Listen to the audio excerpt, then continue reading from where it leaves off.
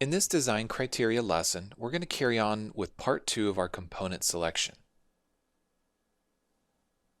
After completing this lesson, you'll be able to understand multi-rotor component basics, apply basic calculations to compare components, and make informed design decisions. So we want to carry on with the big picture of all the components that go into a quadcopter. Now first we want to talk about what some of the numbers of these components mean. You have to understand what these numbers mean in order to help you pick them yourself. Now if you just want to follow along using the exact components that we've picked out for this course, that's completely fine. But if you're taking this course to help you understand not only the design aspect in Fusion 360, but also more about quadcopters in general, I want to make sure that we pass along that knowledge so that you're armed with everything you need to design your own. The motors that I've picked for this course are made by a company called DYS. The specific motor is an MR2205-2750 kV. Now the important thing here is we need to figure out what those numbers mean. Right now those numbers are meaningless. If you've never built a flying quadcopter or multi-rotor before, you've never messed with any RC components before, this means absolutely nothing to you, and that's completely fine. But we want to break it down so that you understand what these numbers are and how they will affect the performance of your device. So now the MR. The MR is actually just the code that DYS uses to signify that this is one of their racing motors. The next four numbers, the 2205, are going to be very important to us. The 22 is the diameter and the 05 is the height. Now these aren't the outside dimensions of the motor, but rather the diameter and the height of the stator. These are going to affect the performance of the motor. Now in general, this size motor is great for a 250 series quad. That means 250 millimeters between opposing motors on the X pattern of the quad. So this is a great motor choice or a great size choice for the size of quad that we're building. We're going to be in roughly the 250 to 270 millimeter range for our size, so this is great for what we're doing. But the 22 and 05 numbers will determine things like how much torque the motor has, how high of an RPM it can go to, and so on. Now the 2750 kV is a very important number. Now the kV in the case of these brushless motors stands for constant velocity. Has nothing to do with kilovolts or anything like that, which you would assume if you have any experience in electronics. But the kV generally stands for constant velocity and lets us know what the RPM is per 1 volt. Now this is important because the voltage changes based on our battery configurations. And we'll talk about batteries in just a second.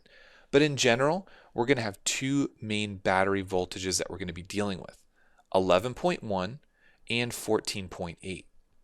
Now, this kV number, or this constant velocity number, is multiplied by those voltages to give us the max RPM unloaded with no prop on it. So if we take 11.1 and we multiply it by 2750, we get roughly 30,500 RPM. If instead we take that 14.8 and multiply it out, we get almost 41,000 RPM. So why is this important to us? Well, as we look at the specs for this motor, without having to go through any spec sheets or look at anything else, just looking at the part number, we're going to know the diameter and the height of the stator, and we're going to know roughly what the max RPM is going to be. Now, as you look at motors, the higher the kV number, the higher the RPM, generally they're set up for smaller props. If you have a lower kV number, let's say that it's 800 kV, those are generally set up for larger props, which will spin slower, but still give you a lot of thrust. So as you pick through catalogs and you're looking for motors that you want to explore and think about more, you can look at these kV numbers and you can look at the 2205 and know that you're in the right ballpark. Now for the MR2205 series, DYS actually does offer a couple different kV values. I think they have a 2300, which is a little bit lower than this, which means that we're probably spinning 25 to 30,000 RPM in the various voltage ranges. So that means it's probably going to be a little bit more torquey motor and have less top speed or less higher RPM. The next thing that we want to talk about with the motor is thrust. Now this is going to come from a chart that we're going to talk about in another lesson when we get into the specifics of picking out what these mean. But the thrust is based on the battery, which in our case is going to be the voltage, and it's also going to be based on the prop. Now, any reputable motor manufacturer is going to give you this information. They're going to give you a chart, they're going to give you a list, and they're going to tell you what props this motor was designed for. In our case, DYS tells us that a 5 by 4.5, which is 5-inch diameter by 4.5 pitch, and a 6 by 4.5 are going to be the ideal prop choices for this motor. Now they give you the thrust outputs at various percentages for 11.1 volts on both the 5 and the 6-inch prop. And then they give you the outputs for the 14.5 volt setup on a 5-inch prop. So this is going to be great information. It helps us pick out what batteries we want to use, how much amperage we need for the flight time we want, and how much thrust we're going to get out of it. The next thing to consider when you're looking at motors is the amperage draw. And again, this is going to come from that list, that value that we're going to talk about in terms of the thrust and the input and the output. But generally, the amperage draw, or how much the motors are going to use, increases with throttle. Just like it does in your car, when you press the gas pedal down, you use more gas. Pretty simple to think about it in that relationship. But in our case, we're going to have an ideal range where we have a certain RPM or a certain percentage of throttle that's going to give us the most out for the least amount in. So we're going to look at this and we're going to try to plan for the maximum amount of thrust that we need for just a stable hover with the minimum amount of input. So we're going to look for the 25 to 35% input range, and we're going to try to plan out our output or the thrust that we need for that range. And lastly, when we talk about motors, we're going to talk about an ideal prop setup. Now again, it's going to be based on battery, it's going to be based on the weight and the amount of thrust we need, and we'll get into the specifics of those. So next we want to talk about battery specifications. The batteries that I picked out for this course, I have 3 different battery choices that we're going to look at. They're all Turnigy, they're all LiPo, and we want to explore what these numbers mean. Now the battery that we're talking about here is a Turnigy LiPo 3S 1500 mAh 20 to 30C. Now the first thing that we want to understand is the LiPo part of it. This is a lithium polymer battery, and this has a very high discharge rate while being fairly light. And these are standard in the quadcopter and flying device, flying airplanes and helicopters and all these things. It's a common type of battery. Now it's one that we need to be very careful with when you're charging it and discharging it and so on. So it's important that we understand what these numbers mean. So first let's talk about the 3S number. Now the 3S stands for 3 cells. Each cell is going to be roughly 3.7 volts. So when we talk about a 3S battery, that's an 11.1 volt battery. When we talk about a 4S battery, that's going to give us 14.8. Now when we were just talking about the motors, remember that 11.1 volts or 14.8 volts will change the max RPM of the motor.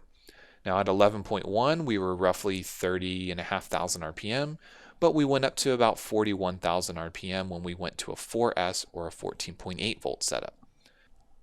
The next number is the 1500 mAh or milliamp hour. So when we talk about amp hour or milliamp hour, we're talking about how much current a battery can supply for 1 hour. Now, in our case, we're going to be using 2 batteries. They're going to be wired in parallel, and that's going to give us the same 11.1 volt or 14.8 volt, but it's going to give us twice the milliamp hour, twice the capacity. The last numbers, the 20 to 30C, is the discharge. Now this number, again, it's a very general term and it really helps you when you're comparing batteries, but you never want to plan out a build where that 20C is exactly what you want. You always want a little bit of a margin in there. So the discharge is you take the 20C, the 20, and you multiply it by the 1.5 amps.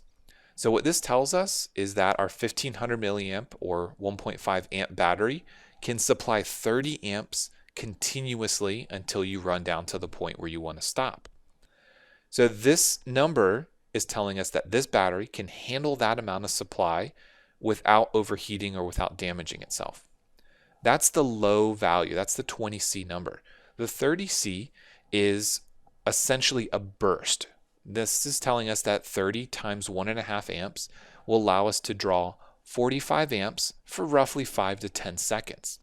Now, this is important if you're planning out a fast drone, a racing drone, where you're going to be trying to get as much out of it for a very short period. Now, we're not going to be pushing these batteries to any extent like that, but that's what these numbers mean, 20 to 30 C. So let's talk a bit more about multi-rotor basics. We know what components we need. We know the sort of general idea of what is going to have to be on our quadcopter, but now let's talk more specifics. When you're standing on the ground, when you're flying a quadcopter, when you're controlling the throttle or the pitch or the roll, you're going to be sending a signal to an RX or a receiver module. Now again, this is paired directly with our controller. In most cases, you can buy the controller and the receiver as a pre-paired set. In some cases, you'll have a controller already and you'll simply pair it to a new receiver. So the first picture shows the receiver. The gray wire is the antenna wire, essentially where the signal's coming in from. And then each of the wires going out, the yellow, the green, the white, the blue, is an individual signal. One of them will be throttle, one of them will be for roll, one of them will be for pitch, and those will go directly to the flight controller. And this is the brains of the quadcopter. Now, the flight controller has several sensors on it, a gyroscope, an accelerometer, and additional inputs that you can plug into it for various things like GPS. And it knows exactly which direction's forward. It knows if it's pitching or rolling or yawing, and it also knows what the current speed of all the motors are. Now, the flight controller is configured by you, and we'll go over that in our course as well. And it'll do things like it'll know how quickly you want your quadcopter to react to your inputs. It'll know what type of flight you want to do, if you're doing acrobatics or if you're just trying to achieve slower, more stable flight. That can all be programmed into these flight controllers. So the signal sent from your controller to the receiver to the flight controller board, and then that converts whatever we do to a motor output. It sends that signal to the ESC or the speed controller, and then the speed controller relays that onto the motor.